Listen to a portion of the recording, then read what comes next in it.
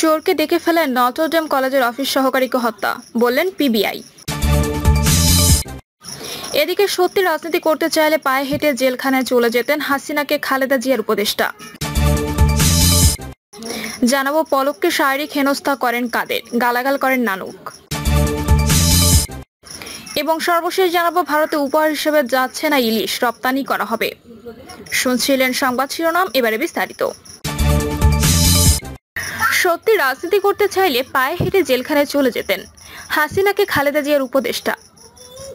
সাবেক প্রধানমন্ত্রী শেখ হাসিনার উদ্দেশ্যে বিএনপি চেয়ারপারসন উপদেষ্টা জয়নুল আবদিন ফারুক বলেন, আপনি মনে করেছেন আবার বাংলাদেশে ফিরে আসবেন, বাংলাদেশে আবার আপনি রাজনীতি করবেন। যদি এটি সত্যি চাইতেন তাহলে পদত্যাগ করার পর আপনি পায়ে হেঁটে জেলখানায় চলে যেতেন। আপনার ভাষায়, আপনার কথায় যদি আপনার লক্ষ্য কর্মী থেকে থাকে, উন্নয়নের কথা বলে যে আস্ফালন আপনি করেছিলেন সেটা যদি আপনার মধ্যে থাকতো তাহলে আপনি পালিয়ে যেতেন না। জয়নুল আবদিন বলেন, বাংলাদেশের জনগণের এখন একটাই দাবি, আপনারা জঞ্জাল পরিষ্কার করুন, কিন্তু জনপ্রতিনিধিদের সুযোগ দিন যারা সংসদে গিয়ে সংবিধান প্রণয়ন ও পরিবর্তন করবে। তাই অনতিবিলম্বে একটি রোডম্যাপ দিন। জয়নুল আবদিন আরো বলেন, ইলিশ মাছ তো পাঠালাম, আরো বেশি পাঠালে বেশি বেশি পানি ছেড়ে দিতে পারতো। বন্ধুবর ভারতকে আমরা প্রতিদিন বলে যাচ্ছি, বাংলাদেশের মানুষ আপনাদের কাছে গণতান্ত্রিক অধিকার, আপনাদের দেশের মতো নির্বাচন আশা করেছিল, কিন্তু আপনারা বাংলাদেশে এমন এক ব্যক্তিকে, এমন এক দলকে সহযোগিতা করেছেন যারা 1 মিনিটে বাংলাদেশের গণতন্ত্রকে হত্যা করেছে, অসংখ্য মায়ের বুক খালি করেছে, সব নির্বাচন কুক্ষিগত করেছে, অধিকার প্রতিষ্ঠার আন্দোলনকে রাস্তায় নামাতে গুলি করে মেরেছে, আবরারকে খুঁচিয়ে খুঁচিয়ে বিশ্ববিদ্যালয়ে খুন করেছে, বিশ্বজিৎকে রাজপথে কুপিয়ে হত্যা করেছে, দেশ থেকে 99,000 কোটি টাকা লুট করে নিয়েছে, মানুষের কথা বলার অধিকার কেড়ে নিয়েছে। আপনাদের উচিত ছিল শত শত মামলার আসামি শেখ হাসিনাকে বাংলাদেশে ফেরত পাঠানো। তিনি আরো বলেন, এখনো আবু সাইদে খোকন মুগ্ধ রক্তের গন্ধ নাক থেকে যায়নি, অথচ এরই মধ্যে আওয়ামী লীগের সহচর আমাদের প্রিয় খাগড়াছড়ি রাঙামাটিতে অস্থিতিশীল করার ষড়যন্ত্রে লিপ্ত আছে। তাই ভারতকে বাংলাদেশের মানুষ কখনো বিশ্বাস করতে পারে না। আমরা আশা করেছিলাম শেখ হাসিনাকে আপনারা অবিলম্বে হস্তান্তর করবেন, কিন্তু সেই বিশ্বাস আপনারা এখনো অর্জন করতে পারেননি। যদি বাংলাদেশকে ভালোবাসেন, বাংলাদেশের মানুষকে ভালোবাসেন, তাহলে আপনাদের উচিত বাংলাদেশে যারা এখন ভারতে আশ্রয় নিয়েছেন তাদের এক এক করে হস্তান্তর করা। অন্তর্বর্তীকালীন সরকারের উদ্দেশ্যে তিনি আরো বলেন, যত অস্থিরতায় তৈরি করুক আওয়ামী লীগ, তাদের কাছে অত্যাধুনিক অস্ত্র আছে, অজস্র টাকা আছে, তারা এখনো সংগঠিত হওয়ার চেষ্টা করছে। আমাদের চোখ কান খোলা রাখতে হবে। পলককে শারীরিক হেনস্থা করেন কাদের, গালাগাল করেন নানক।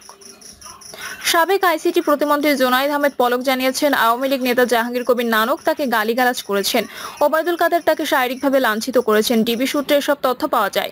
শেখ হাসিনা স্বৈরাচার ও ফ্যাসিস্ট হওয়ার পেছনে আওয়ামী লীগের 5 নেতা দায়ী। এরা হলেন আওয়ামী লীগের সাধারণ সম্পাদক ও সাবেক সেতুমন্ত্রী ওবায়দুল কাদের, সাবেক স্বরাষ্ট্রমন্ত্রী আসাদুজ্জামান খান কামাল, সাবেক মন্ত্রী জাহাঙ্গীর কবির নানক, সাবেক তথ্য প্রযুক্তি প্রতিমন্ত্রী জুনায়েদ আহমেদ পলক এবং সাবেক তথ্য প্রতিমন্ত্রী মোহাম্মদ আলী আরাফাত। 5ই আগস্টের পর গ্রেপ্তার শেষে রিমান্ডে জিজ্ঞাসাবাদের নেতারা ঢাকা মহানগর গোয়েন্দা পুলিশকে সব তথ্য দেন। গ্রেপ্তারের পর রিমান্ডে নেওয়া হয়েছে বেশ কয়েকজন আওয়ামী লীগ নেতা, সাবেক মন্ত্রী, প্রতিমন্ত্রী, আইন শৃঙ্খলা বাহিনীর সাবেক কর্মকর্তাদের। বিভিন্ন মামলায় ডিবি হেফাজতে রিমান্ড শেষে ইতোমধ্যেই তাদের কারাগারে পাঠানো হয়েছে। ডিবি সংশ্লিষ্ট সূত্র বিষয়টি নিশ্চিত করেছে। গ্রেপ্তার ব্যক্তিদের কাছ থেকে পাওয়া তথ্যের বরাত দিয়ে ডিবি সূত্র জানায়, গ্রেপ্তারদের অনেকেই বলেছেন তারা শেখ হাসিনা সহ অন্যদের বারবার সতর্ক করেছেন, বলেছেন যা হচ্ছে তা ভালোই হচ্ছে না, কিন্তু তারা কোনো উপদেশই শোনেননি। শেখ হাসিনা ছিলেন একরোখা। ডিবি জানায়, জুনায়েদ আহমেদ পলকের বিরুদ্ধে অন্যরা যেসব অভিযোগ তুলেছেন সেসব ডিবি হেফাজতে অস্বীকার করেছেন পলক। ডিবিকে জানিয়েছেন, অবস্থা বেগতিক দেখে তিনি পদত্যাগ করতে চেয়েছিলেন। শেখ হাসিনা সহ অন্য নেতারা তাকে পদত্যাগ করতে দেননি। আওয়ামী লীগ নেতা জাহাঙ্গীর কবির নানক তাকে গালিগালাজ করেছেন, বলেছেন এই মুহূর্তে মন্ত্রিসভার কেউ পদত্যাগ করলে সরকারের উপর চাপ বাড়বে। ওবায়দুল কাদের তাকে শারীরিকভাবে লাঞ্ছিত করেন। শেখ হাসিনার সামনে পলককে অপমান করা হলেও তিনি কোনো ভূমিকা নেননি। উল্টো তার অবস্থান ছিল নানক কাদরের পক্ষে। সাবেক প্রধানমন্ত্রী শেখ হাসিনার উপদেষ্টা সালমান এফ রহমান ডিবিকে জানিয়েছেন, 5 থেকে 6 জন নেতার জন্য দেশে ভয়াবহ পরিস্থিতি তৈরি হয়, আর এই পরিণতির জন্য শেখ হাসিনা নিজেই দায়ী।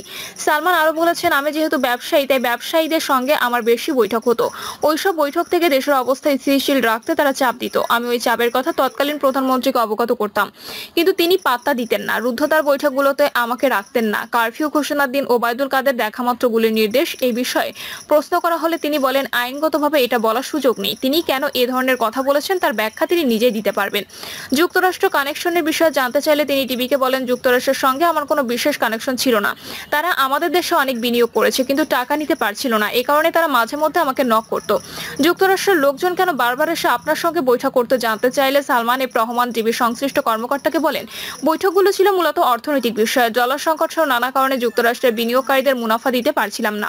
তাদের সঙ্গে রাজনৈতিক বিষয় নিয়ে আমি কোনো কথা বলতাম না। অর্থ পাচারের বিষয়ে সালমান এফ রহমান কি বলেছেন জানতে চাইলে ডিবির সংশ্লিষ্ট সূত্র বলেন, সালমান কিছুটা দায় স্বীকার করলেও পুরো দায় চাপিয়েছে শেখ হাসিনা পরিবারের সদস্য ও মন্ত্রিসভার কতিপয় সদস্যের বিরুদ্ধে। শেখ হাসিনা সবকিছুই জানতেন বলে রিমান্ডপ্রাপ্ত কয়েকজন আসামি জানিয়েছেন। সাবেক আইনমন্ত্রী আনিসুল হক নিজেকে নির্দোষ দাবি করে বলেন, সবকিছুর জন্য সাবেক প্রধানমন্ত্রী শেখ হাসিনা এবং তার মন্ত্রিসভার কয়েকজন সদস্য দায়ী। আমি তাকে মাঝে মধ্যে আইনগত বিভিন্ন বিষয়ে ব্যাখ্যা দিতাম, কিন্তু তিনি এক কান দিয়ে শুনতেন, অন্য কান দিয়ে বের করে দিতেন। তিনি সবসময় ছিলেন নিজের সিদ্ধান্ত অচল। ভারতে উপহার হিসেবে যাচ্ছে না ইলিশ, রপ্তানি করা হবে। বন ও পরিবেশ এবং জলবায়ু পরিবর্তন ও পানি সম্পদ মন্ত্রণালয়ের উপদেষ্টা সৈয়দা রিজওয়ানা হাসান বলেছেন, ইলিশ ভারতে উপহার হিসেবে যাচ্ছে না, এটা রপ্তানি করা হবে এবং রপ্তানির টাকাটা বাংলাদেশ পাবে। সেটা খুব ছোট করে দেখার মতো টাকা না। তিনি বলেন, বাংলাদেশ থেকে ইলিশ এখনো যায়নি, শুধু একটা সিদ্ধান্ত হয়েছে, তার আগেই তো দাম বেড়ে গেছে। কাজেই রপ্তানি হলে দাম বাড়বে, এ কথাটা ঠিক না। তিনি আরো বলেন, যারা ইলিশটা চাচ্ছে তারাও কিন্তু বৈষম্য বিরোধী ছাত্র আন্দোলনের উপর থেকে অনেক সমর্থন দিয়েছে, সেটা আমরা সকলে দেখেছি। আমরা খুব কতগুলো সহজ কথা বলে ফেলি। আমরা সবসময় মনে রাখতে হবে, প্রতিবেশীর সঙ্গে অনেক বিষয়ে আমাদের আলাপ আলোচনা করতে হবে। আমরা সেই আলোচনার ধারাটা ছোট ছোট বিষয়ে বন্ধ হয়ে যাক, সেটা আমরা চাই না। নদী থেকে বালু উত্তোলন জাতীয় দস্যুতায় পরিণত হয়েছে বলে মন্তব্য করে পরিবেশ, বন, জলবায়ু পরিবর্তন এবং পানি সম্পদ মন্ত্রণালয়ের উপদেষ্টা সৈয়দা রিজওয়ানা হাসান বলেন, যেখানেই নদীতে বালু আছে সেখানে জেলা প্রশাসকরা মানুষের শত আপত্তি সত্ত্বেও রাজস্ব আয়ের কথা চিন্তা করে বালু মহাল ঘোষণা করা দেয়।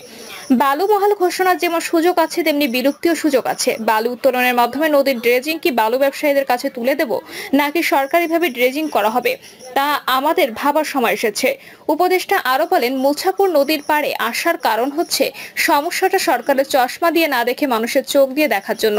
মানুষের সরকার ভিন্ন সত্তা হলে পরিবর্তন হবে না। মানুষকে আর সরকারকে এক জায়গায় এসে সমস্যার সমাধানে যেতে হবে। আমরা নদী তীরবর্তী এলাকায় এসে স্থানীয় মানুষের কথা শুনলাম। সরকারি হিসেব মতে প্রতি বছর নদী ভাঙনে 30,000 মানুষ সব হারিয়ে নিঃস্ব হয়ে যায়। সেটি বেসরকারি হিসেবে 1 লাখের বেশি মানুষ সর্বশান্ত হয়ে যায়।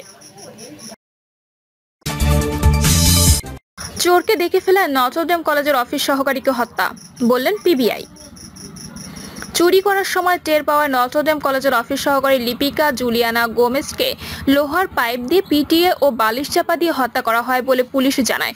ধানমন্ডিতে পুলিশ ব্যুরো অফ ইনভেস্টিগেশনের প্রধান কার্যালয়ের সংবাদ সম্মেলন করে তথ্য জানান ডিআইজি সাইদুর রহমান। তিনি বলেন, চুরি ও হত্যার সঙ্গে জড়িত সন্দেহে জুয়েল রানা ও নজরুল ইসলাম নামে দুজনকে গ্রেপ্তার করা হয়েছে।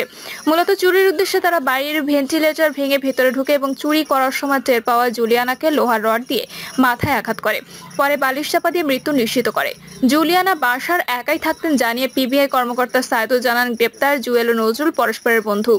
জুলিয়ানা একাই বাসায় থাকার বিষয়টি তারা জেনে যায় এবং অনেক টাকা পাওয়ার আশায় তারা বাসায় ঢুকে চুরির পরিকল্পনা করে। গত 11 সেপ্টেম্বর লিপিকা কলেজে না যাওয়ায় খোঁজ নিতে তার নবাবগঞ্জের বাসায় যান কলেজের দুজন। পরে গৃহকর্মীর কাছে থাকা বিকল্প চাবি দিয়ে খুলে দেখা যায় বিছানায় তার মরদেহ পড়ে আছে। পিবিআই কর্মকর্তা সাইদুল জানান, লিপিকা চুরি যাওয়া মোবাইলের সূত্র ধরে দুজনকে গ্রেপ্তার করা হয়। দুজনে চুরি ও হত্যার দায় স্বীকার করেছে। প্রিয় দর্শক, এই ছিল এখনকার সর্বশেষ সংবাদ। আপডেট সব সংবাদ পেতে চ্যানেলটি সাবস্ক্রাইব করে বেল আইকনটি ক্লিক করে রাখুন।